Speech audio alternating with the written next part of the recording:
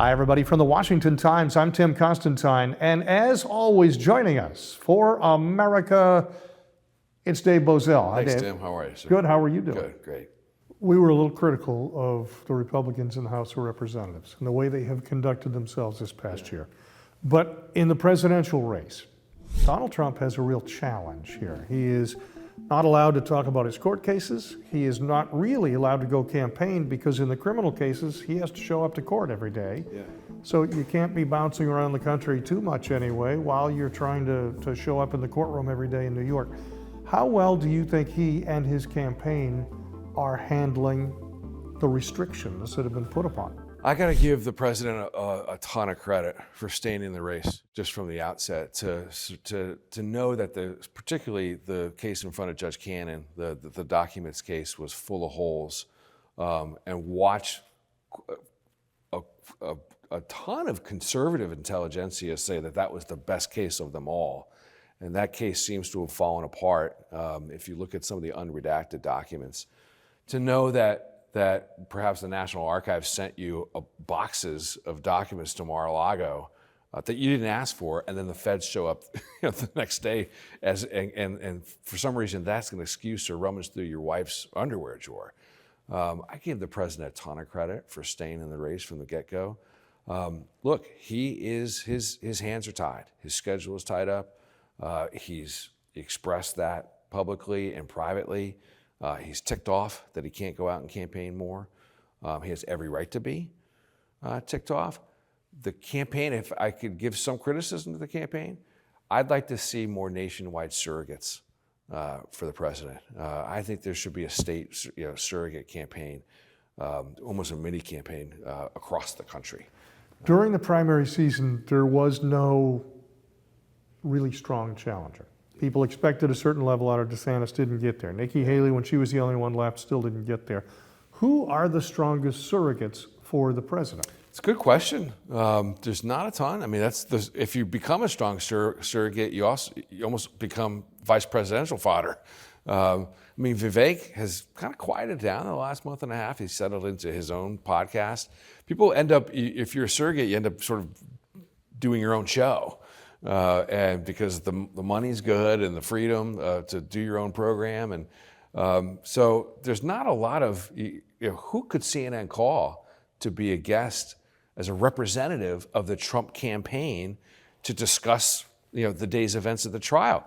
I don't know. Right. And I think that's the issue the campaign needs to address. They need to have more of those guys. Whether you like or dislike Donald Trump, that light burns very brightly. Yeah, and he's his own political director. Right? Absolutely. Right. There isn't I think of Hillary Clinton, and I remember during her campaign where they would poll test people and then decide what she thought or what she should say. And I thought, you've been in public life for 40 years and you're not sure what you should say. Right. That's not an issue for Donald Trump.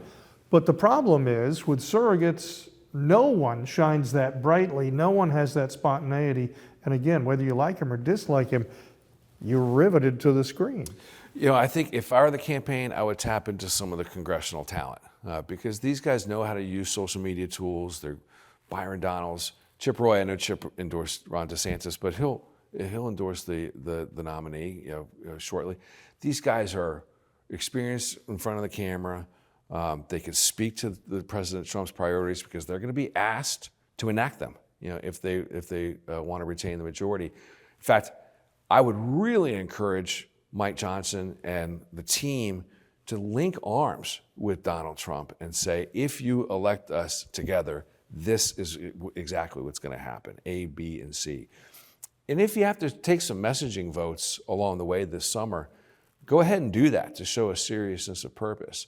But if they can get united, and the president has been truthing about this in recent weeks, get united on a singular agenda with 2 or 3 priorities.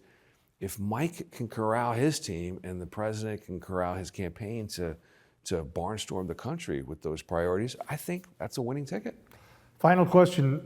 Election day is 6 months from this week. Yeah. Now, 6 months is an eternity in the world of politics. But if you had to, and you do have to, predict what's going to happen in the House, what's going to happen in the Senate, right, and what's going to happen for the White House, what would you say now, 6 months ahead of time? Tim, I am a sucker for Alan Lichtman's 13 Keys to the Presidency. It's undefeated at picking the winner. I'll lean on his expertise. He is picking Biden going away. And the president needs to change the subject to put the Biden administration on defense on his economic record. And the House needs to stop messing around and pin irrefutably a scandal on President Biden.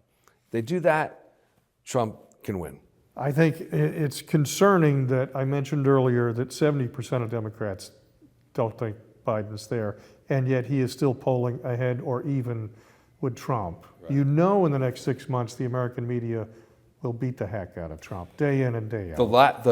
The worst thing the Trump campaign could do is sort of live in the Bruce Springsteen's land of hope and dreams. Like, well, the polls say I'm doing well, so I'll win. That's the absolute worst thing they could do. Right, right. David, always a pleasure, my friend. Thanks, Tim. Appreciate it. From the Washington Times, I'm Tim Constantine for America.